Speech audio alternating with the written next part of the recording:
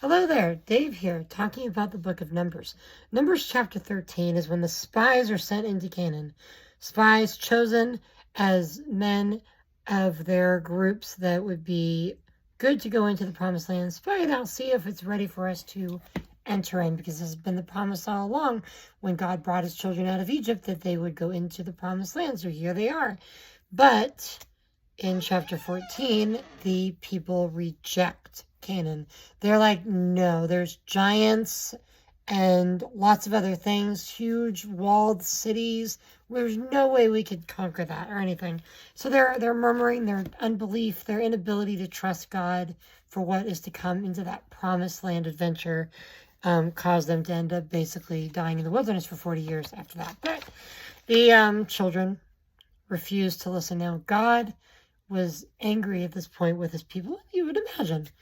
Moses intercedes for them in a pretty amazing way, interceding, appealing to God's glory, his power, and his promises. And of course, his promises are very important for us to understand that God's irrevocable promises to Israel, they're not, there's no way to break them. Israel can do whatever it wants to do, but God will never break his promises to Israel any more than he would break his promises to the church, to his people. We need to remember that, especially in perilous, difficult times when things are a little bit crazy. And things usually are pretty much crazy all the time when you deal with Israel. Chapter 15, various laws, provisions, sacrificial lambs. Chapter 16, Korah and his rebellion. Dathan and Abiram, all these things going on here. God brings judgment to the people who were rebelling against him. Then chapter 17, Aaron's staff starts budding, which is pretty weird. It's just like, it does show that God obviously can bring life out of death. That's a good story of the resurrection right there, just that budding rod there. Chapter 18, laws pertaining to priests and Levites.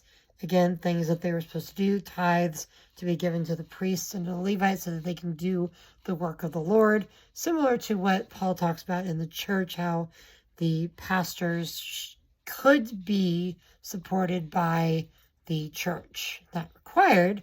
Plenty of them had jobs. Paul himself was a tent maker as well. Chapter 19, red heifer, cleansing the waters, ritual unclean. There's lots of things going on there. Chapter 20, the beginning of the last year, contention among the children of Israel, the death of Miriam, Moses dealing with that whole thing, and the death of Aaron. Miriam and Aaron both die in Numbers 20. Then we will continue on to 21, which is probably one of my favorites, and we will go from there. God bless. Thank you for joining me. Have a good day.